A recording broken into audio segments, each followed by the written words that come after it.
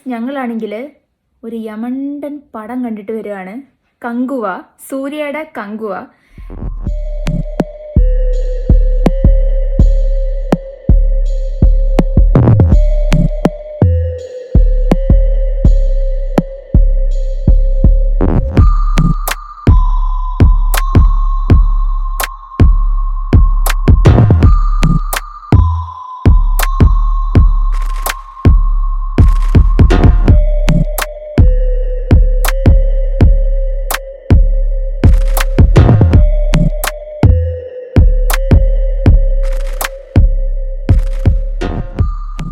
ഞാനാണെങ്കിൽ ട്രെയിലർ കണ്ടപ്പോഴേ എനിക്ക് വലിയ പ്രതീക്ഷയൊന്നും ഉണ്ടായിരുന്നില്ല. പക്ഷേ സൂര്യ ഫാൻ എന്നുള്ള ഒറ്റ റീസണും കൊണ്ടാണ് ഞാൻ അക്കുവിൻ്റെ കൂടെ പോയത്. പക്ഷേ ഗൈസ്, എനിക്ക് നിരാശയാണ് ഫലം. നിരാശ എന്ന് കംപ്ലീറ്റ്ലി പറയാൻ പറ്റത്തില്ലെങ്കിലും ചില ഭാഗങ്ങളൊക്കെ അടിപൊളിയായിരുന്നു കേട്ടോ. ട്രെയിലറിൽ കണ്ട പോലെ നിങ്ങൾക്ക് അറിയായിരിക്കും, ഇത് 2 പീരീഡ് ഓഫ് ടൈമിലെ സ്റ്റോറിയാണ്. ഒന്നൊരു 1000 സെഞ്ച്വറീസിൽ ഉള്ളൊരു കഥയാണ്, പിന്നെ ഒന്നെന്ന് പറയുന്നത് ഇപ്പോഴത്തെ പ്രസന്റ് കാലഘട്ടം കാണിക്കുന്നതാണ്. ഈ ഫുൾ കങ്കുവ കൊണ്ടുപോയിരിക്കുന്ന സൂര്യയാണ്. സൂര്യ ഒരു രക്ഷയില്ല. ഇപ്പോഴത്തെ ലുക്കാണെങ്കിൽ അടിപൊളി. പിന്നെ മറ്റേ ലുക്ക് ട്രെയിലർ കണ്ട പോലെ അറിയാമല്ലോ, അപ്പോൾ ഞാൻ പറയേണ്ട ആവശ്യമൊന്നുമില്ല. ബാക്കി കുറച്ചധികം പേര് ഇതിൽ അഭിനയിച്ചിട്ടുണ്ട്. പിന്നെ നായിക എന്ന് പറയാൻ ദിശ പട്ടാനിയാണ്. പക്ഷെ ആകെ ഒരു 5-6 സീനിൽ മാത്രമേ ദിശ പട്ടാനി ഉള്ളൂ. പക്ഷെ ആ യോളോ സോങ് ഉണ്ടല്ലോ, അത് തിയേറ്ററിൽ അടിപൊളിയായിരുന്നു. ഭയങ്കര കളർഫുൾ ആയിട്ട് അവർ എടുത്തു വെച്ചിരിക്കുന്നത്. പിന്നെ ഇതിൻ്റെ മ്യൂസിക് ഡയറക്ഷൻ ചെയ്തിരിക്കുന്ന ദേവി ശ്രീ പ്രസാദാണ്. അപ്പോൾ ആകെ എനിക്കറിയാവുന്ന ഈ യോളോ സോങ് ഞാൻ കേട്ടിട്ട് പോയുള്ളൂ. അതുകൊണ്ട് ഞാൻ യോളോ സോങ് ഭയങ്കരമായിട്ട് എൻജോയ് ചെയ്തു. കാണാനാണെങ്കിലും അടിപൊളി, ഫുൾ ഒരു ബീച്ച് വൈബാണ് കൊടുത്തിരിക്കുന്നത്. എനിക്ക് കമ്പാരിറ്റീവ്ലി ഈ പ്രസന്റ് കാലഘട്ടം കേട്ടോ കുറച്ചുകൂടി ഇഷ്ടപ്പെട്ട. കാരണം മറ്റേ യോഗി ബാബു ഉണ്ടായിരുന്നു. പിന്നെ മറ്റേ ഡോക്ടർ സിനിമയിലെ ഒരു പോലീസ് ഓഫീസറായിട്ട് വരുന്ന ഒരാളുണ്ടല്ലോ, ഭയങ്കര കോമഡിയൊക്കെ ചെയ്യുന്നത്. എന്തോ എനിക്ക് പേര് എനിക്ക് കിട്ടുന്നില്ല. പക്ഷേ ആ പുള്ളിക്കാരനും ഉണ്ടായിരുന്നു.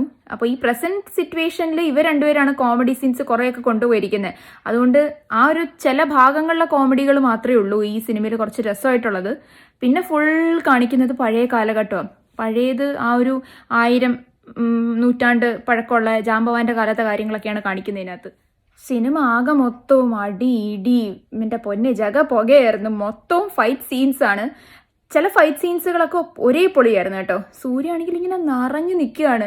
ആക്ഷൻ സീക്വൻസ് ഒക്കെ അടിപൊളിയായിട്ട് അത്ര പെർഫെക്റ്റ് ആയിട്ടാണ് ചെയ്തിരിക്കുന്നത് സൂര്യ. നമുക്കിങ്ങനെ ഇങ്ങനെ തോന്നും. എനിക്കാണെങ്കിൽ ഒരു വലിയ പ്രശ്നമായിട്ട് തോന്നിയത് എന്താണെന്നറിയാവോ, ചില ഭാഗങ്ങളിലൊക്കെ ഇങ്ങനെ അത്രയും ലൗഡായിട്ടുള്ള ശബ്ദമാണ്, ബീജമാണ് കൊടുത്തിരിക്കുന്നത്. ചിലപ്പോഴൊക്കെ എൻ്റെ ചെവി ഇങ്ങനെ അടിച്ചു പോകുന്ന പോലത്തെ ശബ്ദങ്ങളായിരുന്നു.